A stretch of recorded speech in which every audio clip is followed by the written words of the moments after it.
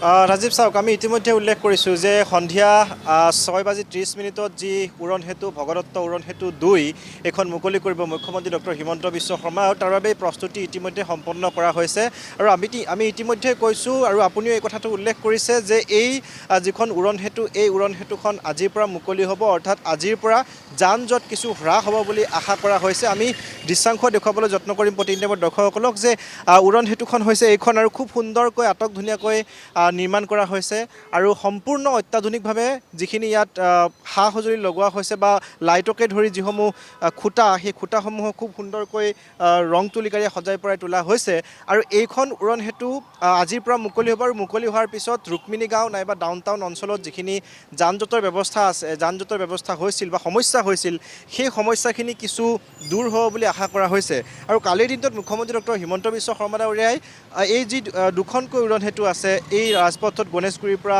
ইটোফালে নৱনিৰ্মিত এখন উৰণ সেতু আৰু আনফালে ছুপাৰ মাৰ্কেটৰ যিখন উৰণ সেতু ছুপাৰ মাৰ্কেটৰ উৰণ সেতুখনৰ নামকৰণ কৰা হৈছে ভগদত্ত 1 আৰু এইখন যিখন আমি দেখুৱাই আছোঁ এইখনৰ নামকৰণ কৰা হৈছে ভগদত্ত 2 অৰ্থাৎ এই উৰণ সেতু দুখনৰ বাবে ৰাজপথত যথেষ্ট পৰিমাণে যি যান জঁট সেই যান জঁট কমিব বুলি আশা কৰা হৈছে।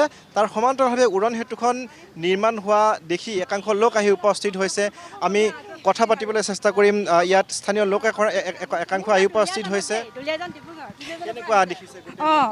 বহুত ধুনীয়া লাগিছে। আজি উৰণীয়া সেতু উদ্বোধন কৰিব চাবলৈ আহিলোঁ। পেইণ্টিং ইমান ধুনীয়া কৰিছে, ইমান ৰ'দতে একদম চাবলৈ আহিছোঁ, ভাল লাগিছে। মোৰ ঘৰ ডিব্ৰুগড় দুলীয়াজানত, মই গুৱাহাটীত থাকোঁ, ল'ৰা ইয়াত পঢ়িবলৈ আহিলে। তাৰপৰা এতিয়া উৰণীয়া সেতু চাবলৈ আহিলোঁ, ভাল লাগিছে। আপোনালোকে আশা কৰিছেনে যে যান জঁট কিছু কমিব? কমিব আৰু এই উৰণীয়া সেতু আমি পৰিষ্কাৰ কৰি ৰখাটো আমাৰ দায়িত্ব, আমাৰ কাৰণে সুবিধা কৰি দিছে। সেয়াই আমাৰ জনসাধাৰণৰ কাৰণে সুবিধা কৰি দিছে, হয় নহয়? সেইটো আমি পৰিষ্কাৰ কৰি ৰখাটো আমাৰ দায়িত্ব। নিশ্চয় ধন্যবাদ জ্ঞাপন কৰিছোঁ আৰু এয়া হৈছে এগৰাকী স্থানীয় লোক আৰু তেওঁ উৰণ সেতুখন নিৰ্মাণ কৰাৰ পাছত তেওঁ চাবলৈ আহিছে কাৰণ সম্পূৰ্ণ আটক ধুনীয়াকৈ সজাই পৰাই তোলা হৈছে উৰণ সেতুখন। কাষত যদি আমি দেখুৱাওঁ যে ডিভাইডাৰত খুব সুন্দৰকৈ বিভিন্ন ৰঙেৰে ৰং তুলিকাৰে সজাই পৰাই তোলা হৈছে। তাৰ সমান্তৰালভাৱে তলৰ ফালে যিসমূহ খুঁটা আছে সেই খুঁটাসমূহত খুব সুন্দৰকৈ অসমৰ যি সংস্কৃতি সেই সংস্কৃতিৰ ভাণ্ডাৰসমূহ তাত দেখুৱাবলৈ যত্ন কৰা হৈছে। চহা কৃষিজীৱী বা নাইবা গাঁৱৰ যিসমূহ পৰিৱেশ সেই পৰিৱেশসমূহ দেখুৱাবলৈ যত্ন কৰা হৈছে আৰু এইখিনি মুহূৰ্তত আমি দেখুৱাইছোঁ যে উৰণ সেতুখনৰ কাষত যিসমূহ ডিভাইডাৰ আছে সেই ডিভাইডাৰত খুব সুন্দৰকৈ ৰং তুলিকাৰে সম্পন্ন কৰা হৈছে আৰু তাৰ সমান্তৰালভাৱে আমি যিখিনি তথ্য ইতিমধ্যে আমি দিছোঁ যে 650 মিটাৰ দৈৰ্ঘ্যৰ আৰু 111 কোটি টকা ব্যয় সাপেক্ষে নিৰ্মাণ কৰা হৈছে আৰু সম্পূৰ্ণ উৰণ সেতুখন অত্যাধুনিকভাৱে নিৰ্মাণ কৰা হৈছে। ইয়াত যিসমূহ লাইট লগোৱা হৈছে সেই লাইটসমূহ খুব সুন্দৰ, নিশা হ'লে এইসমূহ আলোকসজ্জাৰে সজ্জিত হৈ উঠিব আৰু সম্পূৰ্ণ উৰণ সেতুখন 2 লেনযুক্ত।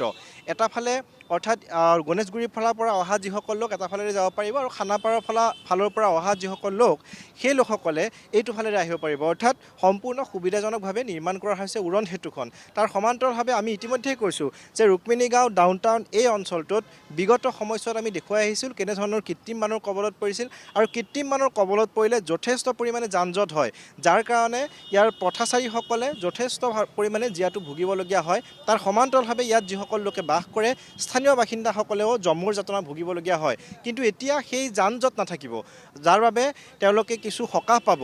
অৰ্থাৎ যিসমূহ বাহন ৰাজপথেৰে আহিব সেই ৰাজপথেৰে অহা বাহনসমূহ ওপৰেৰে গুচি যাব, গতিকে তেওঁলোকৰ যান জঁট কিছু কমিব। গতিকে সেয়া আশা কৰা হৈছে যান জঁট লাঘৱ হ'ব। তাৰ সমান্তৰালভাৱে কৃত্ৰিম বানৰ কবলত যিহেতু পৰে কৃত্ৰিম বানো কিছু পৰিমাণে কমিব বুলি আশা কৰা হৈছে। আমি পুনৰ দেখুৱাবলৈ যত্ন কৰিম। সন্মুখত যিখন আছে বিপুল ৰাজে দেখুৱাইছে যিখন ছুপাৰ মাৰ্কেটৰ উৰণ সেতু যাক নামকৰণ কৰা হৈছে ভগদত্ত 1 বুলি, সেইখন উৰণ সেতুৰ পৰা নামিয়ে এই উৰণ সেতুখন পাব আৰু এই উৰণ সেতুখন গৈ একেবাৰে 6 মাইলৰ ওচৰ পাবগৈ। অৰ্থাৎ 650 মিটাৰ দৈৰ্ঘ্য অতিক্ৰম কৰি এই উৰণ সেতুখন নিৰ্মাণ কৰা হৈছে আৰু আশা কৰা হৈছে যে যান জঁট যথেষ্ট কমিব। তাৰ সমান্তৰালভাৱে গুৱাহাটীৰ সৌন্দৰ্যবৰ্ধন হ'ব।